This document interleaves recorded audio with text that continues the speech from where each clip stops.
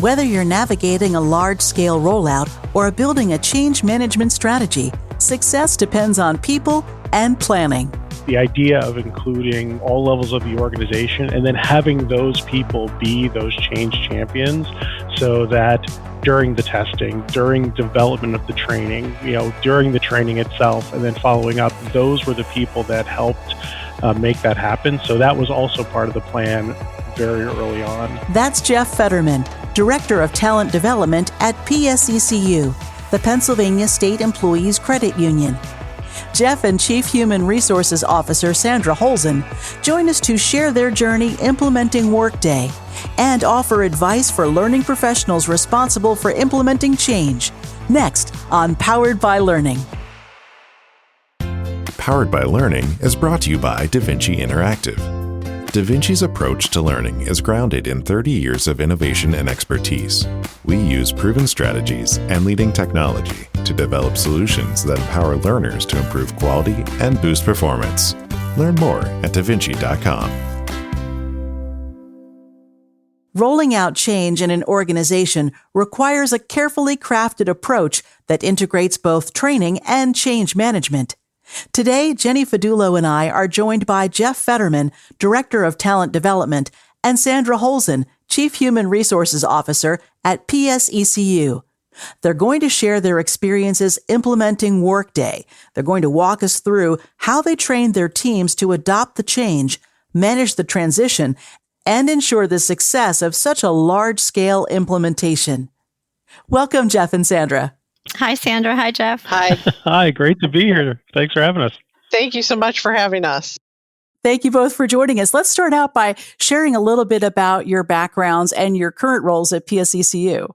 Yeah, so I'm Jeff Fetterman, as you said, Director of Talent Development, and my role in this project, myself and my team were responsible for helping to roll out all the training across the organization to make sure that everybody knew how to use the new system on the day that it launched. Yeah, good afternoon. I'm Sandra Holzgen, and I'm the Chief Human Resource Officer at PSECU, and really came to the organization in March of 2020 during the pandemic and had the opportunity to do an RFP for a new HRIS system where we invited many partners across the organization to come in and help us select this new system. So first time ever in our company history, we had people from the lowest level to the highest level of the organization go through an RFP, and we chose Workday. And that's how we decided to implement that system. That was the beginning of the journey, yes. Right? Yes. Awesome. So give us a little bit more detail, a little bit more background on the implementation. Overall timeline, how many employees were impacted, key milestones along the way. Yeah, I can take that question. All right. We dove in with both feet forward, and we did a rapid deployment with Workday, which means that we implemented the system out of the box per se, and we implemented Workday in 7.5 months. So that is very fast, and it was a lot of work and a lot of effort by many resources across the organization, and especially the HR team. And we have about 27 people on our team that were fully dedicated to this. This impacted 900 employees across the organization. So it was a forced change on every single employee to show up on September 16th and use a new HRIS system.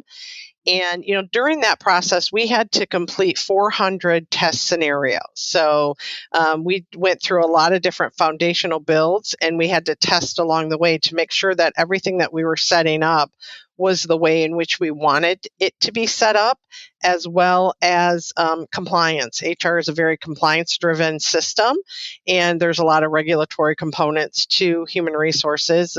It's people's pay. It's the most important thing that we do, in their minds and our employees' minds. And so we really had to make sure those test scenarios were carried out. And we had cross-functional teams set up within HR to make sure that we could get those test scenarios completed. Wow. So 7.5 months, 900 employees. Wow, that's no easy feat. I know a prior job that I had, I did this same role. We implemented an learning management system, and then we also replaced our CRM tool. So again, same huge initiative. So I know it's not easy, and I know how important training and change management approaches have to, work together.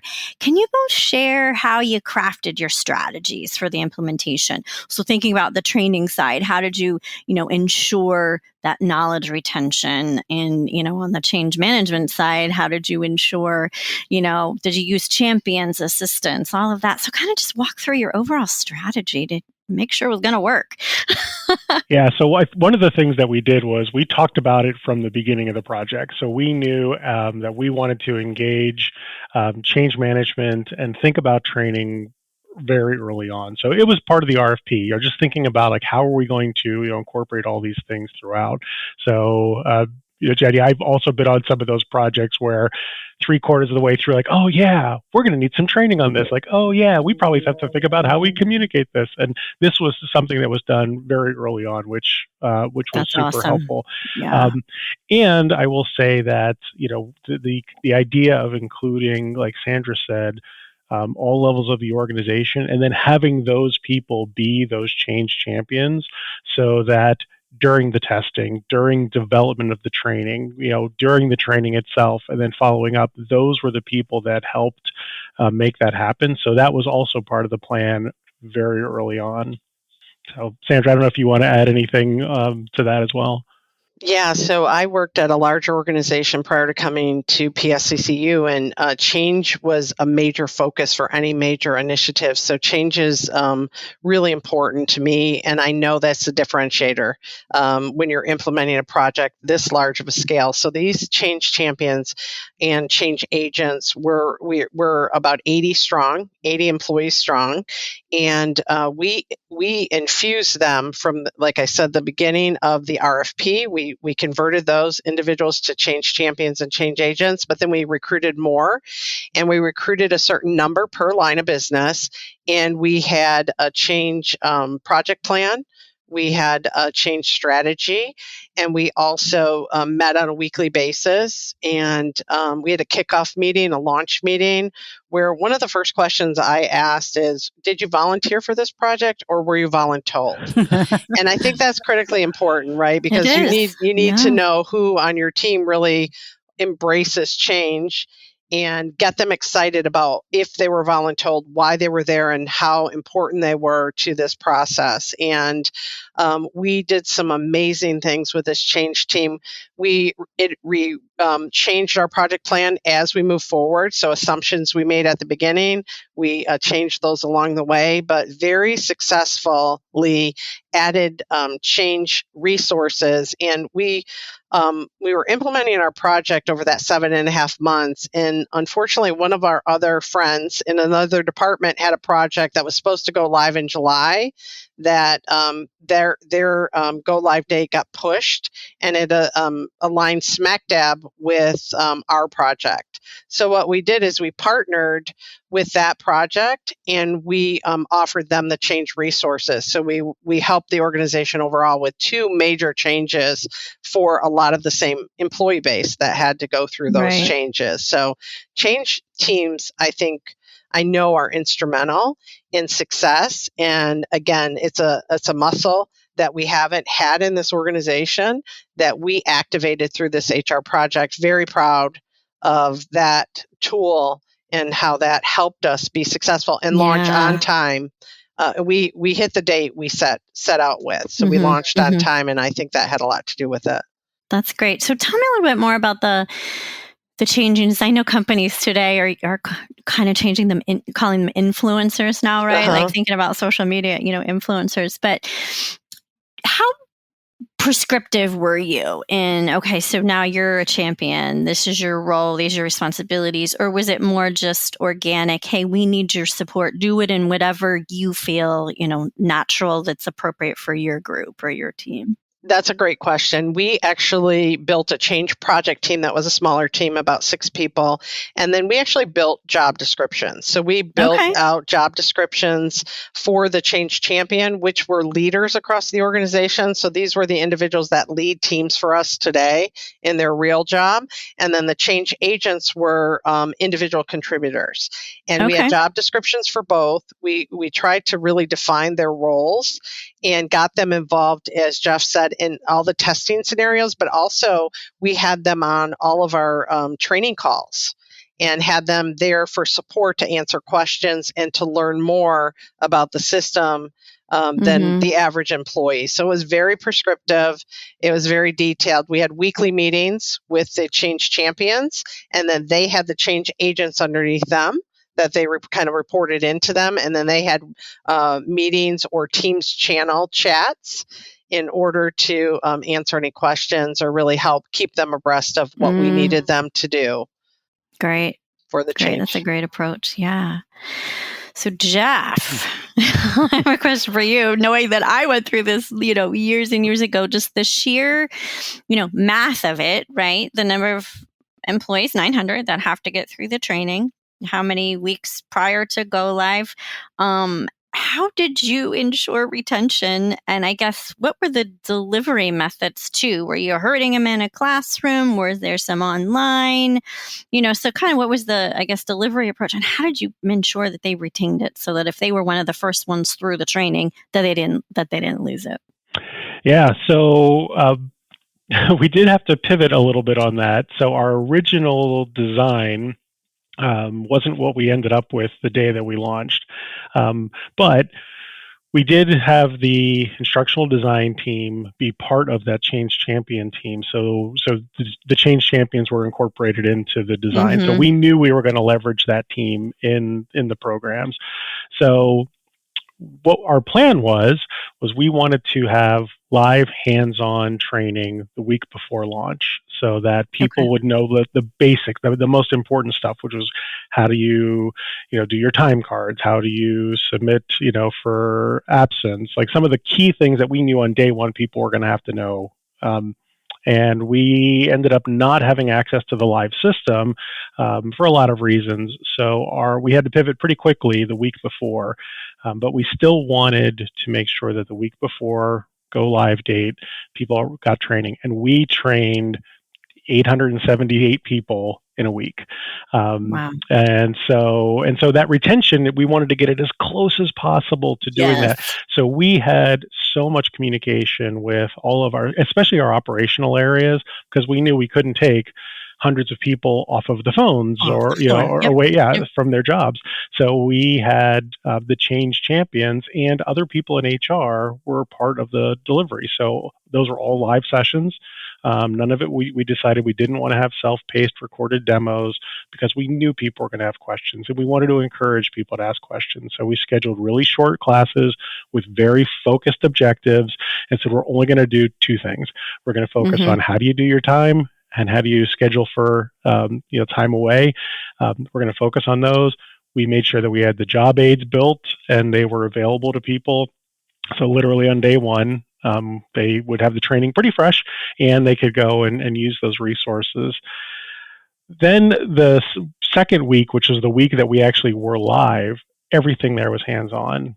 So those sessions were a little bit longer and we worked really hard to not just have it be death by PowerPoint and tons of demos. We wanted it to be very interactive. So we had, we did breakout rooms where we gave each group something they had to solve. So go into the system and see if you can do this, and then come back and tell us how you did it. So we did a lot of teach back, which for a lot of people is the first time they'd ever used a breakout room in Teams, because we used Microsoft Teams as the tool for all of that.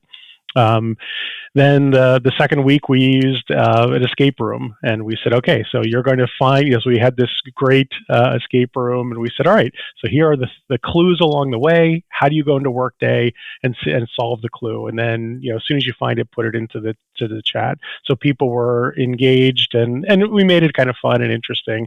And then the fourth week of training, we made it a little bit of a competition. So who can go first? So we had, a lot of gamification in that. So whoever finds this thing first gets double points. The second person gets straight points, and whoever gets, and we had each of them use fun, little emojis in Teams. And again, for a lot of people, they hadn't played in Teams, if you will. And so getting them to have fun, be engaged.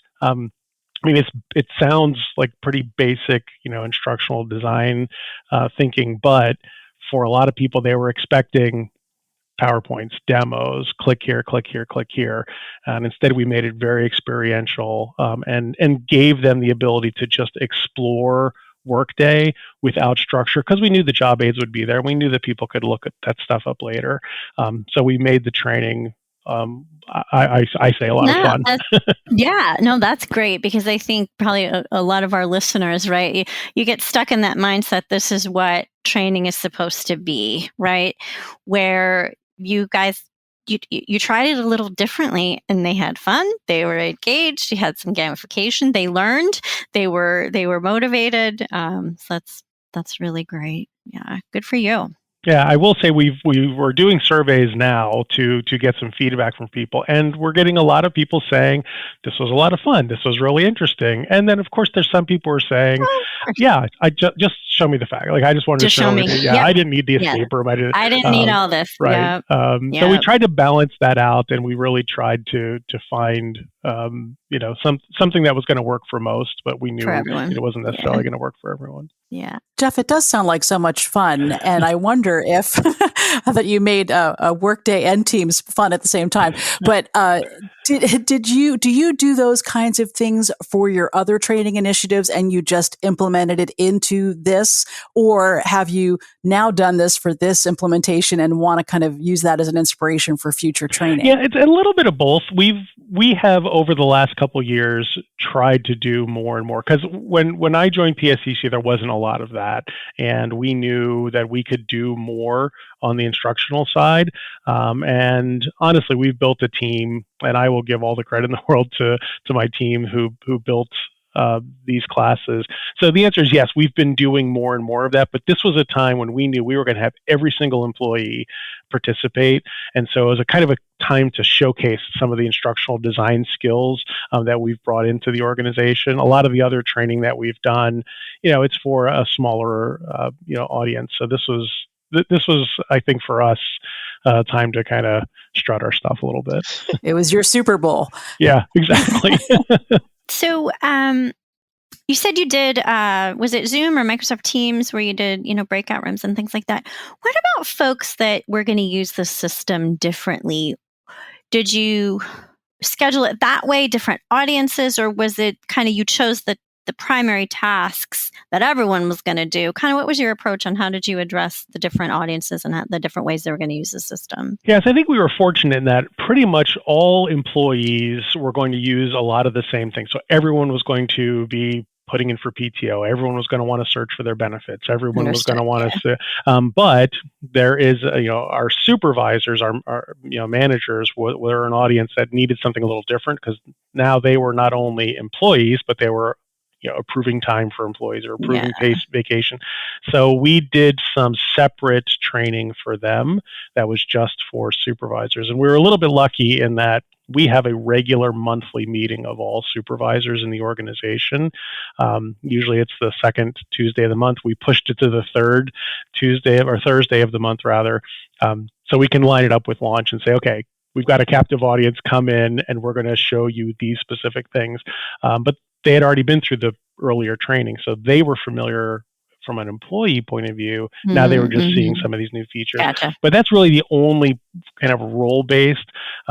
There's obviously on the HR side where our HR team needs to learn a ton, and we got that training directly from Workday. So we didn't have that kind of extra piece of having to teach our own team how to do it, thankfully. Yep, that's great. Yeah.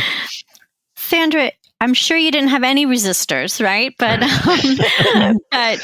was that part of your strategy to think about how are we going to get to those that may be the resistors? how did you address those? What was the thought around Yeah. that? Yeah. Always in a big change initiative, there's always those resistors. So those are my favorite people because they help you identify what's going wrong or what could go wrong or what we haven't solved for yet. So in every change meeting, we talked about what are all the negative things you're hearing about Workday? What's on their mind? What are they nervous about? And how do we answer all of those questions? We also, when we went live, the Monday we went live, we had a very slick process that I'd never used before, but with Teams and the technology that's available, we called it our white glove service. So Okay. instead of having people put in tickets, when a lot of new systems launch, you enter a ticket and it goes in there and it might go into a black hole. We had hands-on help. So we had people in a conference room where an employee or leader could stop by and they could get help that way. We had a Teams channel that was linked from our intranet.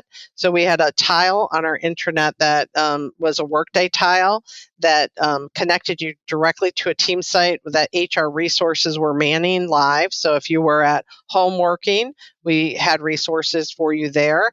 And we didn't really launch our ticket system until after 2 weeks going live. Okay. So that helped us with the change resistance from like the go live date. But we also are continuing to meet and continuing to keep our change partners in place until we get through every cycle. So when you think about, we went live September 16th. And then we'll have open enrollment on the first week in November, and then we'll launch into performance management with performance reviews, and then we'll go through merit increases and then the announcement. So our change partners will be with us for the entire journey or entire cycle of our process. So I was in a executive senior leadership meeting today with all of our directors and above, and one of the questions I asked are, what negative noise are you hearing from your people around Workday? So we're always inviting the negative feedback. So really, like, what haven't we heard yet? Because I don't want any negativity to be the best kept secret. Yeah. And it was very refreshing to hear, oh, it's so much easier. My teams love it. I can't really think of anything negative to give you feedback on, which to me is a huge success, only a little bit over a month after go live. Done this a lot of times in my career. And I'm very proud of this HR team. It's one of the best implementations that I've seen in my career. Well, that's awesome. Well, yeah. I mean, that if you're making yourself vulnerable, you're asking for feedback, you're building credibility and trust, and that goes a long way. Yeah. And everyone buying in. Yeah, that's great. Great story. All right. So question for both of you. I think you said go live was September 16th. So what methods or tools did you use to measure the success, right? And then to reinforce the learning post implementation? How are you keeping it going? Yes, I will say on the training side, we are doing a post survey that just launched. We didn't want to launch it right away. We wanted to give people a little bit of time. And so we're asking some pretty simple questions about that. But probably the bigger thing we're doing is we're looking at what were the types of questions people are asking. So as we went through that white glove service, we had these open office hours. What kinds of questions were people asking, and were they related to the things that we covered in the training? And even now that we're over a month into it, and people are starting to put in tickets. Are they tickets related to the things that, when we look at the objectives that we had? And we're seeing that most of the questions that people have are not things that we covered in the training. So we feel like, okay, so we wanted to make sure that we got those things and nailed them down. We didn't try to cover a ton of things in the training. We just wanted to focus on those critical musts. And so now we are looking back and saying, yep, and people seem very comfortable with those things. So we're feeling pretty good about the success of the training based off of kind of those metrics. Yeah, and I would say, like, after go live, we have identified some things that we didn't think of, right? So we went from a daily accrual PTO to a biweekly PTO accrual. So employees used to earn like a certain number of hours or on a daily basis. Now it's a pay period basis. So we just had to solve for the end of the year at the organization and make sure we have a carryover that employees can carry over. And we even cash out a certain amount. We pay people for unused time at our organization. So we really didn't, we knew we had to implement the new way we calculated the time or the accrual time, but we really didn't think through the end of the year. The accrual ends this year, December 21st. And we needed to get through December 31. So we had to go back. We had to figure that all out. We had that come up through the feedback of our change champions and change agents. And we actually just sent out a video today. We did a lot of video training. So just snippet training. So not getting everybody into a whole team's training site. Snippet trainings to give demos, just-in-time demos on how to use the system, how to look for what you're looking for. We had an FAQ that we set up, frequently asked questions around Workday and what we were hearing. And we also had job age, to Jeff's point earlier, where employees could go back in and look at those job age. So we tried to make this less about the training hour, and really Jeff's team's training were either 45 minutes or an hour long, I believe. And so it was quick hit training, more of that micro learning approach. So because people forget it anyways, if we would have did 8 hours of Workday training, it wouldn't have been as effective as all of these little things to self-serve, meet the learner where they're at, is what we were trying to solve for with this change. Yeah, great approach. So Sandra, Jeff had mentioned, I think I saw you probably in an ATD event along the way, a little plug for Central PA ATD. But he had mentioned you have a degree perhaps in change management from, I think, Case Western. Curious, that gives you an advantage, right? That you were probably able to bring more to the table around change management than perhaps others in your position. But did you pull from anything? Any inside tips you can give us on principles or application, things that you were able to apply that came from your degree? Yeah, so I do have a master's from Case Western, Positive Organizational Development and Change Leadership. Change has been my passion forever. So I've really, really helped people get through major changes in their life through conversions and things like that. And my behind me on my desk is "You must be the change you wish to see in the world." So I'm a change pusher by nature. But some of the things that really from Case Western that I pulled from is appreciative inquiry. And that theory is around asking a question that only allows the participant to stay in the positive. Because we know that if you're able to stay in the positive, the chemical makeup in your brain allows you to be more collaborative, more creative, and more open to change. So the way in which we ask questions through this journey of change, I believe helped us get some of the positive outcomes. So appreciative inquiry, Dr. David Cooperrider from Case Western was my professor in this approach and theory and thinking. And I use that strategy with this change. And really also the methodology, making sure you have a methodology that you're rooted in. And before I got to PSECU, the ADCAR methodology was alive and well. Jeff and team brought that to the organization, and that's something that I was certified in my past life. So ADCAR is a methodology around 5 steps: awareness, desire, knowledge, ability, and reinforcement. And from that motto that capturing the heart is the most important thing to help implement change. So because my team was so busy implementing and doing all of the hard work for Workday, I'll say I got to do the fun stuff, and I led the change effort for the organization, which I got to roll up my sleeves and do some real good work for this change initiative. So Case Western, great program, learned a lot, and tried to bring that to the That's organization. awesome. Well, I'm intrigued. I think, Susan, we have the next topic for the next podcast, just Probably. really talk all about change. But yeah, the ADCAR model, we just talked about that a few weeks ago with AI as we look at what's our AI strategy, where are we, so we're going through those stages as well. Nice. It works. It's easy too. All right. So now that you're through it, you're a month post, what's the biggest lesson you learned throughout the entire process, and how do you think it's going to influence your future large projects? I will say probably one of the lessons learned, and this is luckily I think we did this well, was get people engaged very early on. This, and Sandra set the tone early on. This was not an HR project. This is an organization project. So let's get people from across the organization, get them involved, and identify some of those people who maybe aren't so excited about change and get them to be part of it. Don't push them away, but actually engage with those people, because those are going to be your hardest critics. And listening to them and being aware of the things that they're concerned about probably speaks to a lot of other people across the organization who will have a lot of the same concerns. And so engaging with those people early and kind of keeping them engaged throughout the process, I think, was a really big lesson learned for us.